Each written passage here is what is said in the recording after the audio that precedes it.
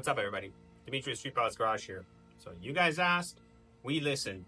You guys have been complaining that there's not a good, affordable metal subframe plate. Now, what is a subframe plate, you ask? That's for you guys who have done a fender delete. So when you're doing a fender delete, you have to remove the fender and part of the subframe, and then you need to put a plate in its place. And there isn't really a good one on the market, so we're going to see if the one we're bringing to you is the one you want. And you know it's ours because it's made in Canada.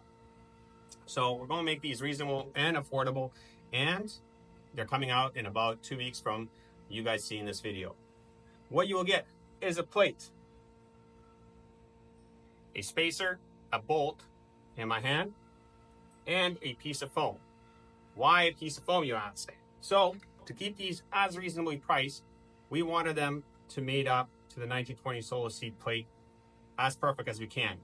But if you start contouring, everything gets more expensive. So what we did is we kept a flat plate, and the only point of disconnect is at the very top, which I will show later, which is why we supplied the foam that will fill it right in.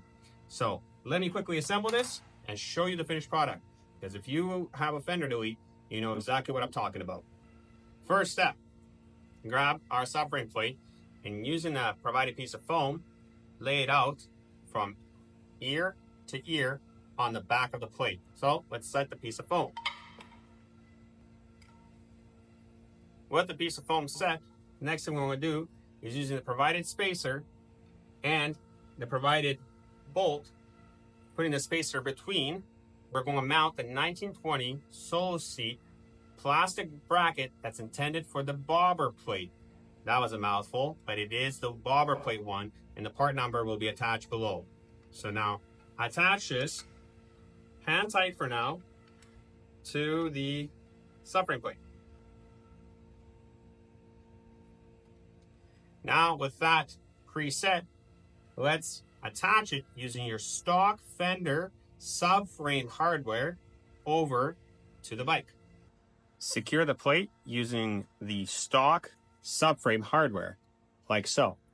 Now we will install the 1920 solo seat bobber plastic plate, and I will show you why we're using the foam. So the only reason we use the foam is to make sure we're watertight up here, to ensure your battery compartment doesn't get as much water. And then that's it. There you go. StreetPilots subframe plate.